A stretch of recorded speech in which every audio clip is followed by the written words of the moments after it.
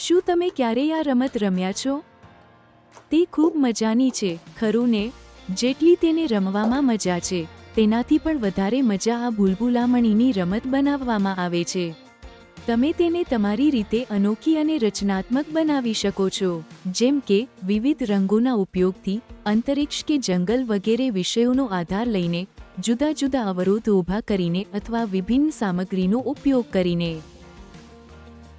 ચાલો તમને બતાવીએ કે અમે આ ભૂલભુલામણી કેવી રીતે બનાવી. આ બનાવવા માટે આપણને જોઈશે પૂંઠું, ગુંદર, ટેપ, રંગ, એક લખોટી અને નોટબુક. તમે તમારા વિચાર અને ડિઝાઇન અનુસાર સામગ્રીનો ઉપયોગ કરી શકો છો. સૌથી પહેલા તમારી નોટબુકમાં ભૂલભુલામણીનો નકશો દોરો. ક્યાં અને કેવા પ્રકારના અવરોધો મૂકવા છે તેનું આયોજન કરો. ત્યારબાદ તે નકશાને પૂંઠા પર કોપી કરો.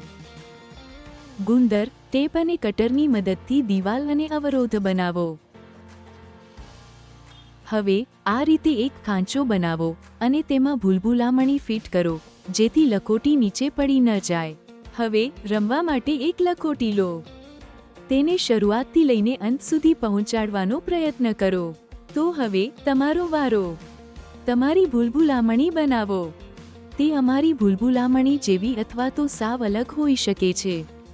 યાદ રાખો કે તમારી આસપાસ ઉપલબ્ધ સામગ્રીનો જ ઉપયોગ કરીને તેને બનાવવાની છે. સુનિશ્ચિત કરો કે ભૂલભુલામણીમાં એક સ્ટાર્ટ પોઈન્ટ, એક ફિનિશ પોઈન્ટ અને રસ્તામાં અવરોધો હોવા જોઈએ. એક વિડિયો બનાવીને નીચેની વસ્તુઓ સાથે અમને મોકલો.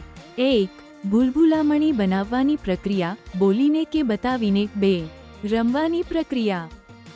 તો થઈ જાવ તૈયાર. All the best.